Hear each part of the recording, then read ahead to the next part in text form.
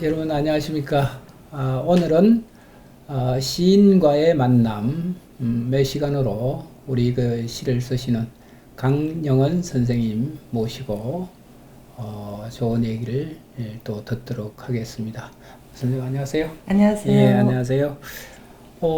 이게 부천이 만만치 않은 거리인데 어떠셨어요? 내려오실 때 뭐 힘들지는 않았나요?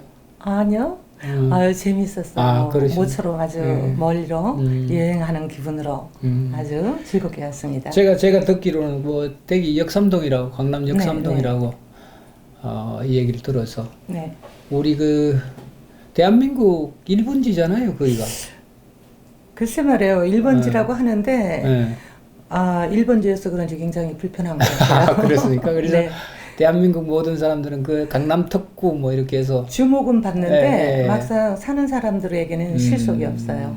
그렇습니다. 거리상으로는 뭐 여기서 아마 강남까지가 한 10km나 15km 이렇게 될 것 같은데 네.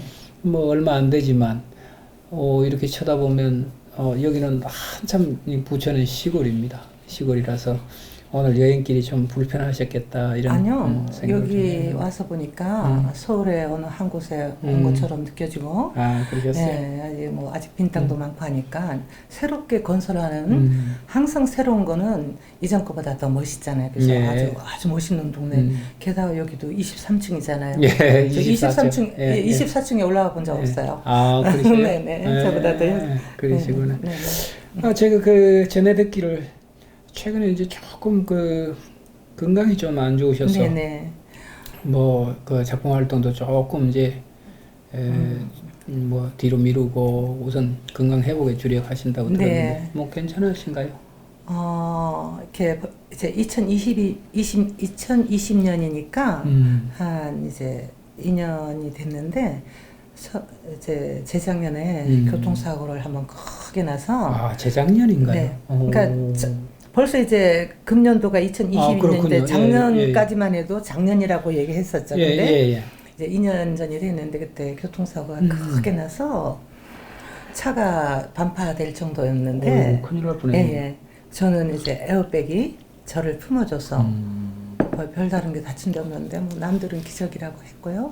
그리고 나서 그것 때문에 이제 몸에 여기저기를 검사하다가 몸 안에 큰 기형성 낭정 20cm가 있어서 이제 여름에 그러니까 지난 여름에 수술하고 이제 회복해 가는 중인데 뭐 전신 마취를 하고 4시간 동안 수술했기 때문에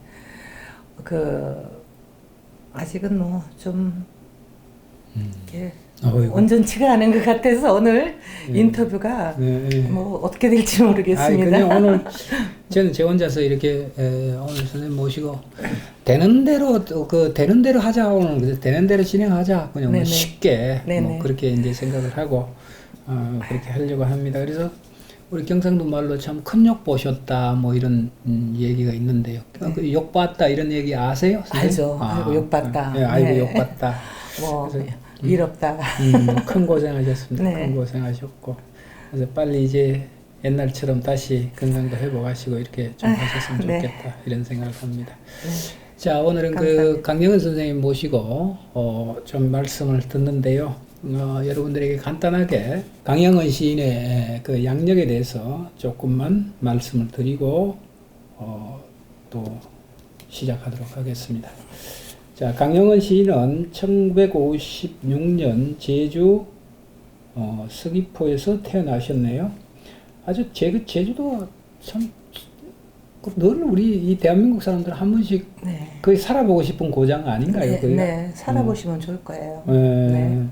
저도 한 30년 전인가 30년 넘었군요. 한 40년 전에 제가 그 아리랑호인가요? 그 배 동동거리고 가는 배 12시간인가 13시간 타고 부산에서 이렇게 들어가는 기억이 있는데 그때가 제가 제주도 가는 게 마지막 30년 전요? 40년 전. 40년 전이면 정말 축복받을 때 오셨어요. 그런가요? 네, 그때야말로 제주도의 가장 전형적인 모습. 참 좋았어요. 때묻지 않은 아주 원시적인 어떤 제주만의 고유한 모습이 그때였는데 지금은 너무 많이 바뀌어서 뭐 제가 태어난 서귀포만 해도 얼마 전에 터키 여행을 갔다 왔는데 거기 지중해에 가장 유명한 그 관광지인 안탈리아라고 있어요. 뭐 안탈리아가 서귀포인지 서귀포가 안탈리아인지 모를 정도로 그렇게 좋았군요. 아니 이제 제주도한 특징은 많이 잃어버리고 그냥 관광지화, 관광지의 전형적인 모습들 이런 것들이. 그래서 거기 이제 태어나셨고 그곳에서 제주 교육대학하고 그다음에 한국방송통신대학 국어국문학과를 졸업하셨습니다. 지금 현재는 지금 동국대학교 대학원 문해창작학과 석사과정에 계시고 2000년 우리 그 개간지 미네르바라고 하는 개간지가 있습니다. 아주 좋은 잡지인데 이 그 잡지를 통해서 또 등장을 하셨고 수상 경력이 참 많습니다. 수상 경력이 뭐 대표적 한국시문학상, 그 다음에 시예술상, 우수작품상 뭐 이런 것들이 쭉 있긴 한데요. 이것은 우리가 방송에서 다시 좀 다뤄서 자세하게 독자들께 알려드리고 그 우리 시집으로 여기 녹색 비단 구렁이, 그 다음에 최초의 그늘, 풀등, 바다의 등, 마고의 항아리가 있고요. 어이구 기행 시집도 있으십니다. 티베트의 초승달, 밍글라마 미얀마, 그리고 12인 영역 시집, 페이스 오브 더 페스티벌인가요? 페이스 오브 더 페스티벌이 있다. 뭐 이렇게 해서 있습니다. 지금 그 외에도 지금 소개해드린 말씀 외에도 여러 시집들이 참 많습니다. 그래서 가장 최근의 시집이 눈잣나무에 붙이는 시, 이게 가장 최근 시집인가요, 선생님? 이거는 예. 일종의 시선집인데. 시선집 형식으로. 네네. 시선사에서 나온 거네요. 뭐 병원에 입원해 있을 때 한국 대표 서정시 백인선에서 100명만 추려서 낸다고 묶음집을 한번 해보자. 그래서 그냥 비교적 좀 편안하고 서정적인 시 중, 제 시 중에서 좀 대중에게 다가갈 수 있는 시를 그렇군요. 골라서 이제 엮은 거예요. 네네. 뭐 연도 뭐 우리가 이 책을 낸 연도와 관계없이 시집을 잠시 소개시켜드리면 눈잣나무에 붙이는 시, 시선사, 출판사 시선사입니다. 시선사에서 한국 대표 서정시 백인선으로 이렇게 있고요. 그 다음에 여기 또 황금알이라고 하는 출판사입니다. 그래서 그 우리가 문학청춘이 나오는, 그죠? 문학 잡지가 나오는 그 출판사인데 거기에서 강령은 시집, 상냥한 시론이라고 하는 시집이 또 출판이 됐고요. 그럼 현대시학도 있네요. 현대시학에 우리 마고의 항아리라고 하는 제목으로 또 시집이 있습니다. 또 참 뭐 많습니다. 뭐 이거 다 소개하려면 저녁 때까지 아까 제가 말씀드린 것처럼 문학 아카데미에서 또 풀등, 바다의 등 뭐 이렇게 등등. 이게 한국시문학상 수상 시집이고 요거는 문협작가상 수상 시집이고 요거는 이제 한국출판사 출판진흥공사에서 우수출판 콘텐츠로 선정이 돼서 이제 부득이 이제 이렇게 이쪽으로 냈던 시집이고 그러시군요. 그런 것들이. 그래서 여타 그 시집들은 뭐 전부 다 지금 서점에 이렇게 나가서 주문하면 아니요. 들어갈 수 있나요? 아니요. 저기 마고의 항아리는 절판이 됐고요. 절판이 돼서 먹고 하고요. 그 다음에 이제 여기 나온 최초의 그늘도 절판이 돼서 저도 구할 수 없었어요. 그렇군요. 이따가 선생님한테 마고의 항아리는 얻어가야 될 것 같아요. 저한테도 없거든요. 네네. 그렇군요. 감사합니다. 감사하고 저희 프로에 이렇게 나오시면 늘 이제 독자들과의 좀 가깝게 시인과의 그 거리를 좀 좁히기 위해서 시 한 편 한 편마다 이제 시인이 직접 육성으로 이렇게 낭독을 해 주시면 독자들도 또 참 그 시가 우리 텍스트로 볼 때하고는 또 이렇게 음성으로 이렇게 들으니까 참 괜찮네 뭐 이런 생각을 하고 있습니다. 그래서 수고스럽지만 뭐 어떻게 낭독 괜찮으신가요? 잘 하지는 못하지만 한번 네네 연구 있으니까 좋습니다. 네. 제일 먼저 이제 소개시켜드릴 그 작품은 저녁과의 연애라고 하는 시입니다. 아주 제목이 좋네요. 저녁과의 연애. 직접 한번 들어보도록 하겠습니다. 저녁과의 연애 강영은 저녁이 표정 속에 피 색깔이 다른 감정이 피었다 진다. 보라 연보라 흰색으로 빛깔을 이동시키는 푸른 숲 펠지어 자스민처럼 그럴 때 저녁은 고독과 가장 닮은 표정을 짓는 것이어서 팔다리가 서먹해지고 이목구비가 피었다는 사실을 잠시 잊는다. 여럿이 걸어가도 저녁은 하나의 눈동자에 닿는다. 빛이 굴절될 때마다 점점 그윽해져가는 회랑처럼 그럴 때 저녁은 연인이 되는 것이어서 미로 속을 헤매는 아이처럼 죽음과 다정해지고 골목이 점점 길어지는 것을 목격하기도 한다. 화분이 나등구는 꽃집 앞에서 콜택시를 기다리는 동안 당신이 생각나기도 한다. 내일이면 잊혀질 메모지처럼 지루한 시간이 미열처럼 그럴 때 저녁은 연애의 골을 하는 것이어서 낡은 창틀 아래 피어있는 내가 낯설어진다.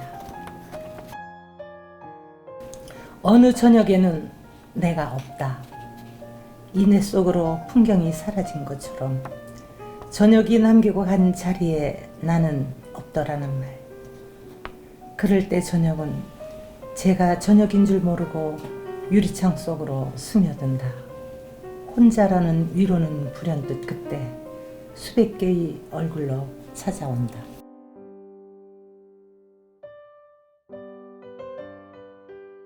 예, 뭐 아주 일년 그 목소리도 아주 앞으로 한 40년은 더 어디 가서 이렇게 낭독을 하시고 낭송을 하셔도 전혀 걸리지 않은 그런 목소리십니다. 아주 좋습니다. 자, 이제 저녁과의 연애. 선생님 시적인 바탕이 전체적으로 뭐 또 실험적인 것도 있고 여러 가지 그 시도도 이렇게 있지만 그 근원을 이루고 있는 선생님이 시의 시적 세계의 근원을 이루고 있는 그 바탕이 서정시적인 바탕입니다. 그죠? 네네. 네. 그래서 이 서정시적인 바탕은 그냥 하루아침에 이렇게 우리들에게 주어지는 것이 아니어서 그것이 이제 자랄 때부터 그 다음에 자기의 기질적인 어떤 특성도 있고 이렇게 해서 굳어지는 건데 선생님 뭐 언제부터 이 시를 쓰시려고 작정을 하셨나요? 제가 글쎄 저는 태어나는 순간부터 아마 어떤 시적인 여러 가지 환경 속에 제가 속에서 놓여 있지 않았나 싶어요. 제가 일단 제주도 서귀포가 여러분들이 아시다시피 자연 환경적으로 굉장히 아름답고 제주도 자체가 산과 바다와 냇가, 내창이라고 부르는 이런 거와 들판과 모든 게 한꺼번에 있는 곳이기도 하지만 일단 이제 집안 환경이 어머님께서 문학을 좋아하셨어요. 그래서 그러셨어요? 이제 제가 뭐 어렸을 때부터 어머님이 뭐 늘 책을 읽다가 저희들에게 뭐 미우라 아야코의 양치는 언덕, 빙점 이런 것도 어머님이 그런 책의 내용에 빠져서 슬퍼하기도 하고 기뻐하기도 하는 그런 장면들이 어렸을 때부터 그런 것도 있고 또 제가 궁극적으로 시인이 되겠다고 이렇게 정말 평생의 꿈으로 간직하게 된 것은 중학교 2학년 때 장문 시간에 이제 국어 선생님께서 이제 저희들에게 그 글짓기 하라는 거를 이렇게 내주셨는데 이제 다 그 숙제를 거둔 다음에 굉장히 칭찬을 하시는 거예요. 저를 불러 이렇게 학생들 앞에 세우더니. 그런데 이제 그게 중에 제가 한 기절이 생각나요. 귤나무 아래 푸른 그늘이 살아 숨쉰다. 그걸 직접 중학교 2학년 때 창작을 창작시. 네. 예, 그러니까 선생님이 그 부분을 막 칭찬하셨기 때문에 그 부분이 생각이 나는데 그 귤나무 아래 그 햇빛이 비치면 그늘이 그 잎사귀에 따라 어른어른거리는데 그때 저는 그거를 숨쉬는 그늘처럼 느꼈거든요. 예. 그래서 그 중학교 2학년 때 선생님의 그러한 칭찬을 받고 나는 시인이 되겠다 하고 결심을 했고 그 외에 다른 꿈은 가져보지도 않았고 그리고 그 아까 서정에 대해서 말씀하셨는데 저는 이제 그때 중학교 때도 사실 어렸을 때 초등학교를 아버님의 직장 따라 세 군데 다녔기 때문에 친구들하고 사귀질 못했어요. 사귈만 하면 헤어지고 사귈만 하면 헤어져서 이렇게 좀 이별하는 법을 먼저 배웠고 그러고 나서 속갯말을 털어놓고 할 친구가 없어서 이제 초등학교 때도 마찬가지고 중학교 때도 그러한 습성이 그대로 또 해서 늘 혼자 학교가 파면 바닷가 언덕으로 달려갔곤 했거든요. 그래서 네네네 거기 가면 뭐 수평선 끝에 뭉게구름이 뭉게 피어오르는 거 보면서 난 꼭 저 먼으로 갈 거야. 섬이라는 곳이 어떻게 보면 굉장히 닫힌 공간이잖아요. 고립되고. 그러면 나는 그 바닷가에 가서 그 친구들하고 뭐 이렇게 노는 시간을 가졌다기보다 이제 그 바닷가로 달려와서 그 바닷가에 조그만 오름이 있어요. 그게 뭐 밑에는 절벽이고 자살바위라고 해가지고 그 제주에는 저녁에 돌아가면서 그런 그 바닷가 오름이든 절벽가에 보면 다 흔히 자살바위라는 이름이 붙어 있는데 그렇다고 저 자살하러 간 게 아니에요. 그 중학교 2학년 때 아무리 외로워도 자살은 아니고 그 절벽에 가서 보면 나는 꼭 저 너머로 가서 넓은 세상이 어떻게 생겼을까.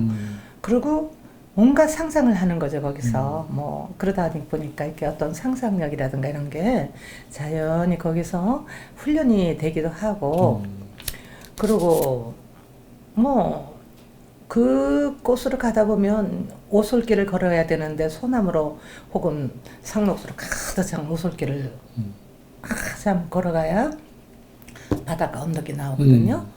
근데 지금 생각해봐도 저는 왜 그때 그렇게 용감했는지 모르겠어요.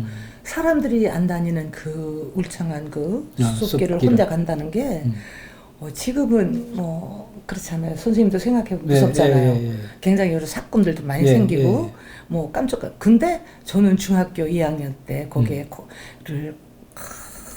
미친 듯이 걸어가서 바닷가에 가서 그 언덕 위에 앉으면 가슴이 탁 트이는 걸 경험했는데 솔바람 소리, 오솔길을 갈 때 쏴쏴 밀려오는 바람 소리며 뭐 이런 거 하나하나가 저에게는 어떤 상당히 감각적인 그런 것들을 일깨워 주는 거며 그리고 바닷가 아래에서 그 절벽에 부딪히는 파도 소리가 혹은 그런 것들이 어떤 옷이 아닐까 해서 사실 그런 때 그때 경험했던 모든 것들이 함부로 옷을 벗어서 안 된다고 가르쳤던 어머니는 내게 바다를 남겨주셨다고 그런 구절을 낳기도 하고 뭐 많죠. 그런 걸 하면 지금은 그 세속각이라고 불리는 유명한 관광지가 제 어렸을 때는 제가 몇 감고 놀던 곳이었고 네네. 근데 이제 그 물빛이 그 아주 오묘한 색이어서 그 때문에 그 관광객들이 그 오묘한 물빛에 많이 보기도 했지만 저는 그 물빛을 이렇게 저는 그 속에서 그 동네 그 어떤 오빠가 실종돼서 시체를 막 못 찾았다든가 혹은 거기에 전설에 그 마을의 부잣집 딸이 모습하고 사랑하다가 이루지 못해서 사랑이라든가 이런 것들을 어려서부터 들으면서 그게 또 이제 상상이 꼬리를 물고 가서 또 그 나라로 가기도 하고 또 그 물빛을 사람이 빠져 죽은 새, 그러니까 죽음이 빠져 죽은 새는 건널 수 없다는 어떤 그러한 어떤 인식 같은 것들이라든가 이런 것들이 몸에 차곡차곡 쌓여갔던 것 같아요. 그러시구나. 네네. 그 제주도는 그런 게 참 많나 봐요. 그 아까 이제 뭐 자살바위 뭐 이런 쪽으로 네네. 이제 근데 그런 게 좀 있죠. 해변마다 이제 높은 한결같이 있죠. 그런 이름 갖고 있어요. 네. 저도 40년 전에 아까 제주도 갔다고 그랬잖아요. 하여튼 뭐 40년 전이니까 아마 젊을 때였죠. 제가 굉장히 20대 초반 때였을 겁니다. 군대에 막 졸업하고 제대하고 뭔가를 이렇게 했는데 잘 안 됐어요. 제 나름대로 뭐 이제 뭐 뭐라 그럴까요? 야심차게 뭘 했는데도 그게 잘 안 됐습니다. 뭐 한마디로 얘기하면 시험에 떨어진 거죠. 제 시험에 떨어진 전문가입니다. 그래서 낙담을 해서 이제 제주도로 들어갔는데 성산일출봉인가요? 그 옆에 보면 절벽이 뭐 어마어마하더라고요. 그래서 저는 아무 생각 없이 그냥 오후에 꾸역꾸역 올라가서 보니까 바위가 이렇게 바다 쪽으로 이렇게 아주 편편하게 이렇게 나와 있어요. 그래서 거기 의자처럼 이렇게 앉아서 발을 딱 보니까 이 낭떠러지예요. 밑에가 파도가 출석 치는 그 낭떠러지라서 거기 앉아서 이제 그 노을이 지는 풍경도 이렇게 보고 뭐 마음을 이렇게 달래고 있는데 아니 저 멀리서 웬 그 뭐 이게 이 새마을 모자 쓰고 민방위 모자인가 그때 민방위인가 새마을 모자인가 이렇게 쓰고 그때 막 새마을 새마을 뭐 그런 거 호루라기를 막 불면서 와요. 막 그래 손짓을 하면서 그래서 나는 뭐가 있나 그래 봤더니 쟤밖에 없는 거예요.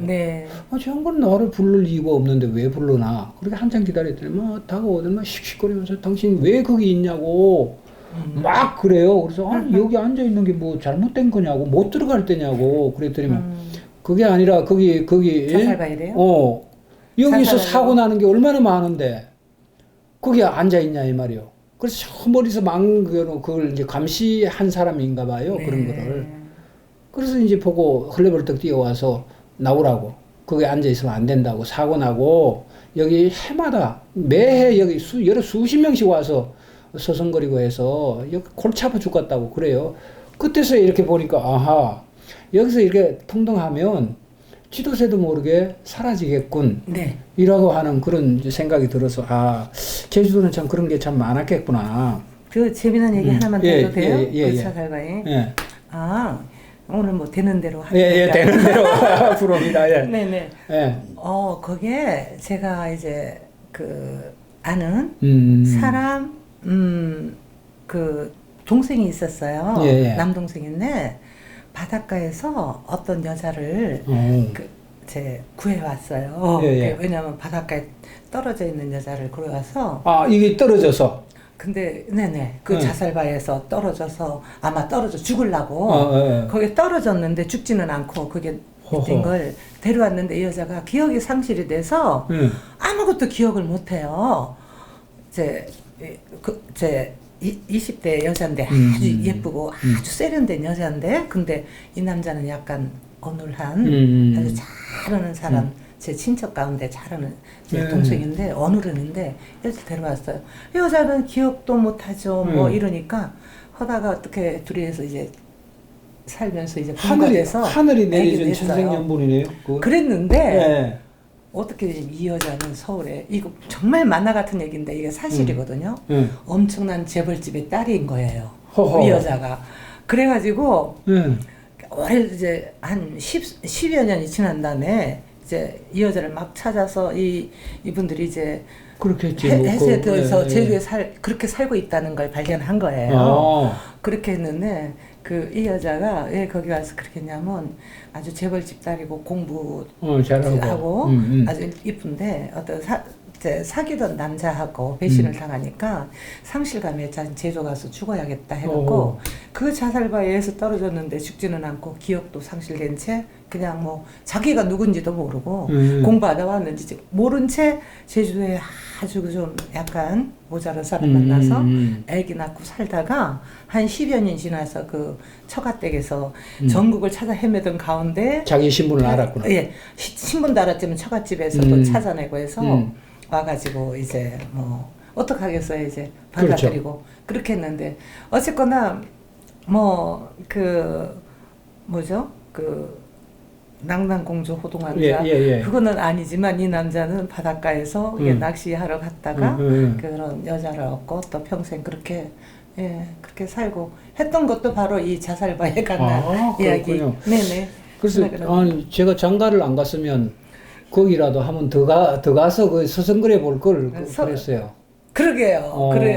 그러게. 근데 뭐 그게 벌써 40년 전 얘기예요. 그것도. 그렇군요. 그 선생님께서 제도 왔을 때 참 그 여자를 만날 수도 있었는데 그 여자는 제주시 쪽에서 그렇게 했고 성산 선생님은 성산포에 계셨기 때문에 그게 그랬던 것 같네요. 그랬군요. 그래서 그래서 제주 하면 전 뭐 지금도 그 이후에 뭐 한 번도 가본 적이 없고 그냥 그림으로만 보고 그 TV로만 이렇게 봤잖아요. 요즘 뭐 너무나 많이 개발이 되고 이렇게 한다는 얘기도 듣고 그래도 가보고 싶어요. 한번 이렇게 가보고 싶고. 선생님은 한번 가보셔야 될 것 같은데요. 그 이후에 한 번도 안 갔다니까. 안 갔어요. 한 번도 못 갔죠. 못 갔죠. 산다고 뭐 때문에 이렇게 오늘까지 이렇게 살았는지 40년이 지나도록 가보지를 못했습니다. 그래서 아마 한두해 안에는 꼭 한번 가보고 싶은 지역이 그 제주도입니다. 자, 그 하나만 더 우리가 보면 제주는 또 산무의 동네라고 했잖아요. 산무 아까 뭐 고립이다 뭐 이렇게 이 얘기도 하셨는데 요즘 뭐 교통편이 좋아져서 뭐 산무 이런 개념이 전부 다 사라져 버렸죠.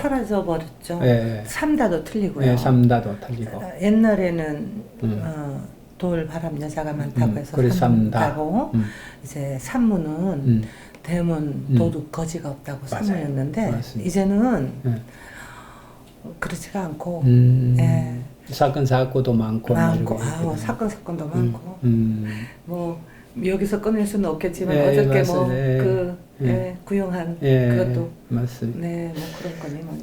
아마 산무 중에서 이제 도둑이 없다 뭐 그런 얘기가 아마 선생님 말씀 중에 이제 고립이 되니까 도망 나올 수 없잖아요. 거기 뭐 100km만 딱 끊어버리면 맞아요. 어떻게 뭐 도망 나올 수 없으니까 뭘 훔치고 싶어도 못 훔치잖아요.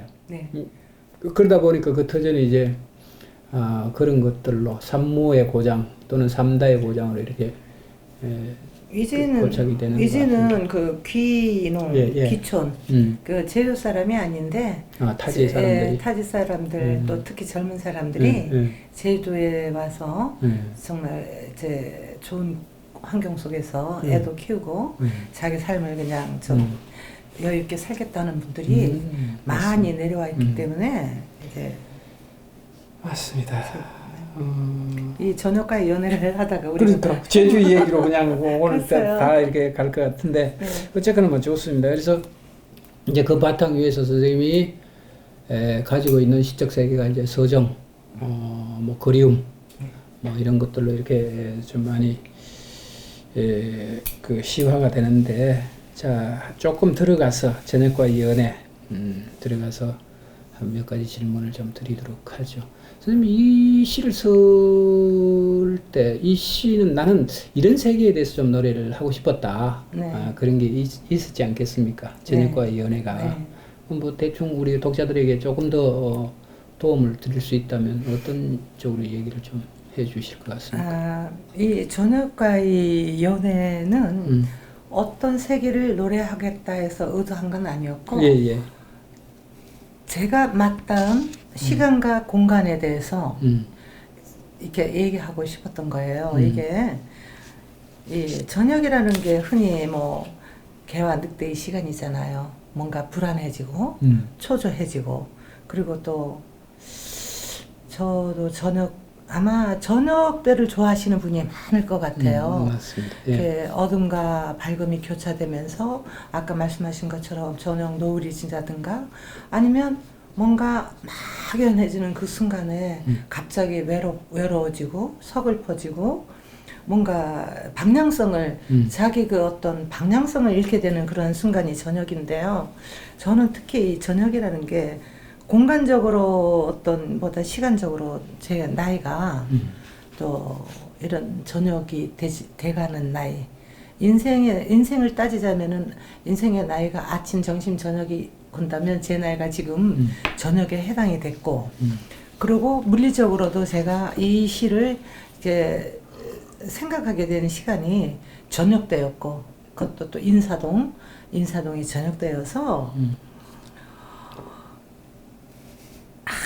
아주 순간적으로 제가 그 저녁 어느 인사동 거리에 있으면서 많은 사람들이 바삐 흘러가고 누군가는 서로 약속을 해서 약속 장소로 바삐 찾아가는데 저는 가만히 서서 갈 데가 없었거든요. 일을 보러 나가서 이제 저녁 때가 되니까 집으로 와야 되는데 집으로는 돌아오고 싶지 않은데 어디로 갈 수도 없고 갈 데도 없고 오라는 사람도 없을 때 굉장히 뭔가 외롭고 쓸쓸해지는 어느 한 그 순간 여기 나오잖아요. 예. 그래서 이제 이 푸른숲 펠지어 자스민이라는 것은 자스민의 한 식물의 한 종류인데 제가 키워봤어요. 아, 그러셨어요? 꽃이 처음엔 보라 색깔이었다가 예. 조금 지나면 연보라 색깔이 돼요. 그리고 나서는 흰색이 돼요.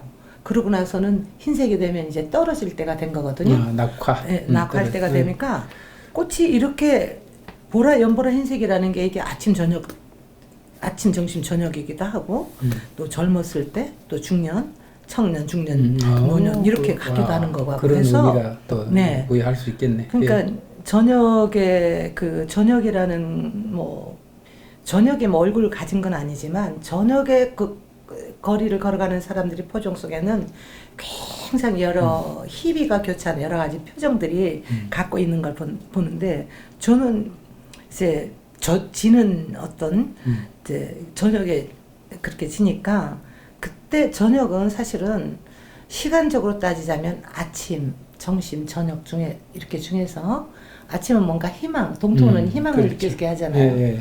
점심은 활발하고 막 이런데 저녁에는 뭔가 지는 어떤 시간이고 하니까 그 시간이 고독한 자기 내면으로 들어오는 제 시간. 내면으로 들어오는 시간이고 하니까 저녁 때는 고독과 가장 밝은 표정을 짓는 것이어서 그 저녁이 거리에 앉아 있는 그 시간에 자 내가 내 몸에 있는 팔다리도 서먹해지고 내가 이목구비 능코 이렇게 이목구비가 피었다는 사실을 잠시 잊는다는 건 내 존재라는 실존이 뭔가 자아가 상실되는 순간인 거죠. 그거를 이렇게 표현이 나왔던 것 같아요. 예. 그리고 저녁에 여러 사람들이 걸어가지만 저녁이라는 건 마침내 밤이라는 눈동자에 닿잖아요. 그러면 빛이 이렇게 들어왔다가 불질 때마다 점점 그윽해져 가다가 나중에는 회랑이 까맣게 어둠 안에 잠기듯이 저녁은 그런 때라는 거죠. 하지만 그 밤이 되기 전에 저녁은 고독하고 외롭기 때문에 저에게는 연인과 같은 시간이어서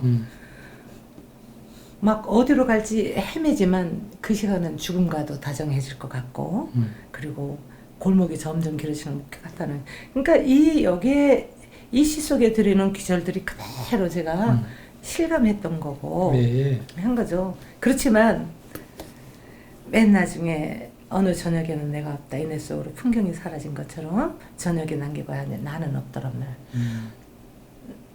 어떤 그때야말로 제 저녁이 완벽하게 이제 위로받을 청춘도 다 저물었고 위로해줄 사랑 그런데 사랑이 남은 그 시간에 이제 저녁이라는 그 시간이 제가 문득 눈을 들어서 이 인사동 거리를 걸어다가 혼자 외롭게 그렇게 막 외롭고 나는 왜 이럴까 나는 어디로 가야 되나 순간적인 상실감에 사로잡혀 있어서 거울을 딱 봤는데 거기에 내 모습이 딱 비치는 거예요. 내 모습이 딱 비치면서 나는 혼자구나 그래 하지만 인간은 누구나 혼자야 응? 하면서 문득 내가 나에게 위로를 받은 거죠. 그러면서 여기에 혼자라는 위로는 불현듯 끝에 수백 개의 얼굴로 찾아온다. 내 얼굴 뒤로 지나가는 많은 사람들이 얼굴이기도 하지만 사실은 다짐 같은 게 이런 이제 저녁과 같은 나이와 저녁과 같은 시간이 되어 있는 나에게 내가 거쳐왔던 나의 얼굴은 수백 개의 얼굴이 아니었던가. 그러면 결국 나는 누군가에 의해서 위로받기보다 내가 가진 나의 어떤 걸로 나는 나를 위로해야겠구나 하는 그러한 어떤 자각지심 같은 거, 그러한 생각이 이제 결론으로서 그렇군요. 예, 이렇게. 자, 이게 이제 우리가 마고의 항아리라고 하는 시집 중에 네네. 실려있던 시인데, 아주 뭐 아까 이제 저녁에 대해서는 이제 말씀하셨는데, 참 깜짝 놀란 그 말씀을 하셨어요. 어떤, 저녁은 개와 늑대의 네. 시간이다. 네네. 제가 그 얘기를, 그게 책에서 이렇게 그 나오는 얘기인가요? 아니면 선생님이 책에 스스로? 아니에요. 책에서 나오는 얘기인데 뭐 시인들이 개와 늑대의 시간이라고 그 원래 있던 그 개와 늑대의 시간이라는 그 단어를 갖고 시도 많이 썼고 많이 그렇게 해서 제 생각에는 저는 그 책은 안 읽어봤어요. 개와 늑대. 근데 저녁이라는 건 한 자아가 개가 되기도 하고 늑대가 되기도 하는 시간. 개는 인간에게 길들여서 키워졌잖아요. 그래서 어떻게 순응할 줄도 알지만 늑대는 야생이잖아요. 어디론가 뛰쳐나가고 누군가를 물기도 하고. 그러니까 아주 이렇게 저녁이라는 것이 모호한 시간이란 거죠. 네. 크로스가 되는 시간이다. 네. 근데 저는 또 다른 측면에서 이렇게 개와 늑대의 네. 시간이라고 이렇게 보거든요. 네. 저녁이 되면 아마 인간도 그렇지만 개도 마찬가지 아니겠습니까? 굉장히 고독해지는, 개가 고독하다 하면 좀 이상하지만, 아니요. 강아지가, 애견가들이 좋아하실 거예요. 개를 깊이 이제 이해하고 계시구나 하고 느끼실 거예요. 아마 낮에는 개들도 뭐 뻘뻘거리고 다니고 뭐 동료도 만나고 이렇게 네네. 다니다가 저녁이 되면 이제 집으로 돌아와서 우두커니 네. 그 어두워져가는 그 풍경들, 그 다음에 자기 내면으로 침잠하는 시간이잖아요. 네네. 그래서 그런 의미로 저는 이 개와 늑대의 시간이라고 하는 것을 선생님 말씀하실 때 딱 들었어요. 그거하고 이제 선생님이 생각하고 있는 그 정서적 세계, 네. 이 세계가 딱 결부가 되는구나. 그러면 그렇지. 네. 그렇지. 이런 생각이 들기도 하고요. 아마 우리가 늑대라고 얘기를 하는 것은 뭐 늑대는 밤에 야행성이니까 아마 활동하고 뭐 이런 걸 이제 공격적인 측면에서 이제 인간들이 바라보는데, 저는 밤 시간에 늑대가 혼자 울잖아요. 네. 그 예를 들어서 뭐 그 절벽 위에 올라가서 운다든가 이런 네네. 그런 그 장면들 상상하면 참 고독하군 이런 생각을 네네. 저는 하거든요. 그래서 선생님 그것도 참 멋진 해석이신 것 같아요. 예. 왜냐하면 결국은 낮 동안에 아까 말씀하신 것처럼 빨빨거리고 돌아다니고 짝을 찾아서 그냥 짝짓기나 하려고 하던 개들이 저녁이 되면 쫙 고독해지면서 자기 내면으로 침잠해가지고 마침내는 그 내면에 있는 그 늑대였던 그 원시적이고 원래 원초적인 그때를 그리워하면서 그 야생 맞습니다. 본래의 자연 원초적 세계로 돌아가는 시간. 길들여진 자신에 대해서 이제 생각해 볼 수 있는 시간이 그 저녁이 된 개에게는 그 원초적인 것 늑대라고 하는 그 본능이죠. 네, 선생님 근데 전 이거 인간에 대해서 썼어요. 개가 아니에요. 아니요. 아닌데 문자가 하는 얘기예요. 그렇습니다. 그래서 저는 그런 쪽으로 이렇게 생각을 딱 미치니까 야, 굉장히 이 시가 달리 또 이제 제 혼자서 이렇게 읽어내는 거하고는 선생님 말씀 도중에 이제 그것이 딱 매치가 되니까 이 시가 달리 이렇게 생각이 되는 거예요. 그렇습니다. 그래서 제가 언젠가 한번 책을 읽다가 개와 늑대의 시간이라고 하는 부분들이 참 인상적이었거든요. 그래서 나는 왜 이 얘기를 잊어먹고 있었지? 나는 왜 저녁이라고 하는 그 시간에 이 개와 늑대의 시간이라고 하는 아주 그 고독과 이 외로움과 이런 세계를 나는 잃어버리고 살았던가.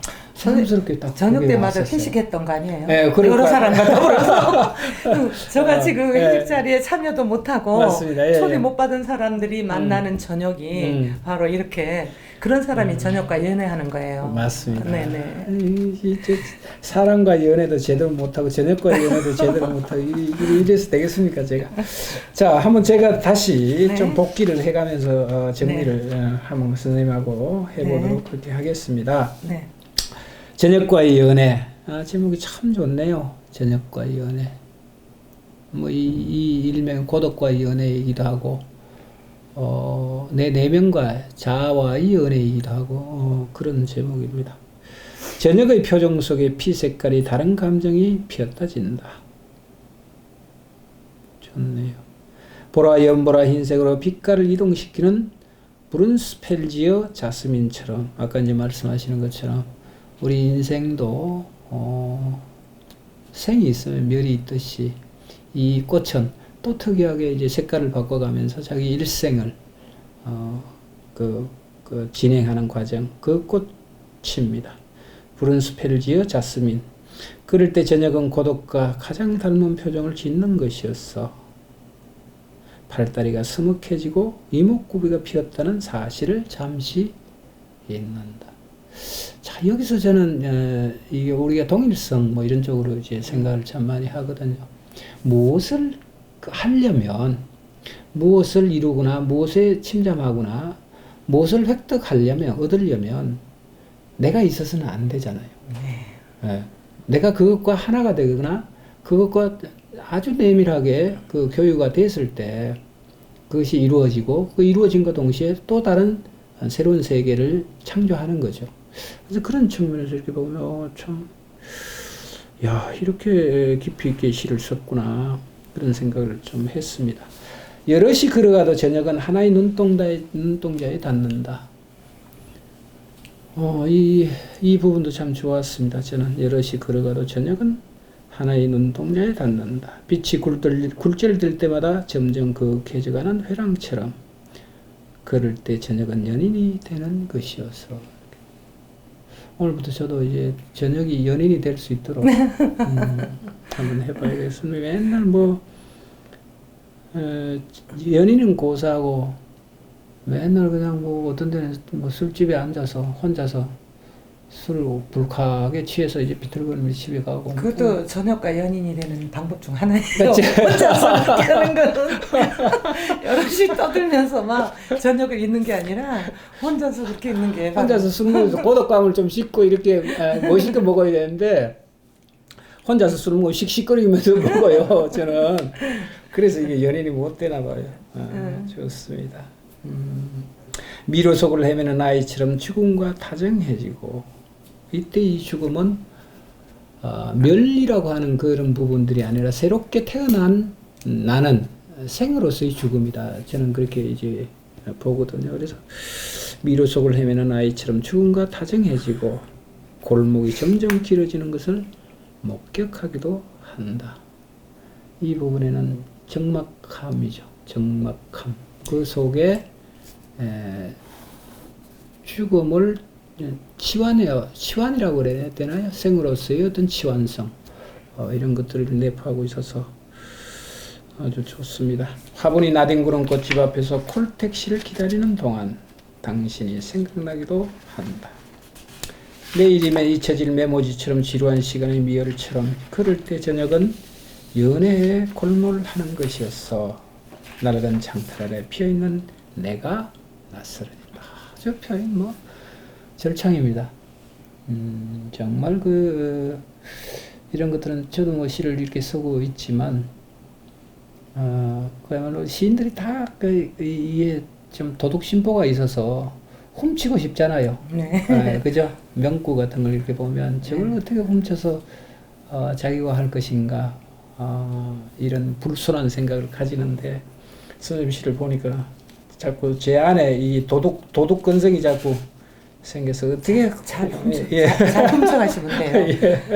잘 훔치는 것도 능력이에요. 맞습니다. 어느 저녁에는 내가 없다. 인해 속으로 풍경이 사라진 것처럼 저녁이 남기고 간 자리에 나는 없더라는 말. 그럴 때 저녁은 제가 저녁인 줄 모르고 유리창 속으로 스며든다. 맞습니다. 아까 제가 말씀드린 것처럼 나도 없고 저녁도 이제 궁극적으로 저녁도 없고 나도 없고 너도 없고 모두가 없어지는 그 적막과 고독이죠. 그 시간만 오롯이 남는 것. 그것은 곧 생애로서의 새로운 탄생입니다. 새로운 세계에 대한 생이죠. 그래서 저는 그렇게 봤습니다. 혼자라는 위로는 불현듯 그때 수백 개의 얼굴로 찾아온다. 비로소 새로운 것이 오는 거죠. 이것이 저물어가고 새로운 것이 수백 개의 어떤 세계성으로 내게 밀려오는 것이 바로 저녁과의 연애하는 그 적막한 시간에 가지게 되는 정서. 이게 아닌가 이런. 선생님의 그 오늘 이 시의 해설을 들어보니까 네. 또 다른 분들의 해석과도 다른 너무나 멋진. 그럴까요? 예, 제가 감동을 받았어요. 존재의 어떤 아주 너무 좋습니다. 예, 제가 감동을 받아서 그렇습니다. 그래서 아까 제가 고백을 이제 드린 것처럼 근데 좀 훔치고 싶다. 제가 이제 개와 늑대의 시간이라고 하는 그것을 아주 강렬하게 제가 느꼈으면서 왜 나는 이 이미지라든가 이 세계를 잃어버리고 살았던가라고 하는 부분과 선생님이 이 문장들, 그 다음에 표현한 이미지들 이런 것들이 오래도록 이렇게 제 머릿속에 뱅뱅거리고 이게 떠돌 것 같습니다. 감사합니다. 예. 과찬이신 것 네, 좋습니다. 아주 그 시간 좋아서 평소에도 늘 그렇지만 제가 이제 그 문해지가 이렇게 오면 요즘 사실이 문해지 종수도 많고 저도 뭐 거기에 또 원죄를 하나 이렇게 보태기도 합니다. 모멘트라고 하는 잡지를. 근데 사실 그걸 다 꼼꼼하게 읽어내기란 참 벅차거든요. 한 달에도 뭐 많게는 10여 권씩 이렇게 날아오기도 하고. 근데 되도록이면 그걸 이제 찾아서 읽으려고 노력을 합니다. 문해지에 발표된 시들을. 근데 그 중에 이제 선생님 시는 이렇게 쭉 넘겨보다가 선생님 시가 있으면 제가 딱 이제 접어놓고 다시 읽고 이렇게 해서 지금까지 선생님 발표되는 작품들은 거의 한 50%, 60%? 그 정도는 제가 읽어냈던 것 같아요. 그래서 늘 참 괜찮은 참 좋은 시를 쓰신다 이런 생각을 했습니다. 근데 그러면서 오늘 이제 이 자리에까지 모시게 돼서 저로서는 너무 영광입니다. 너무 좋습니다.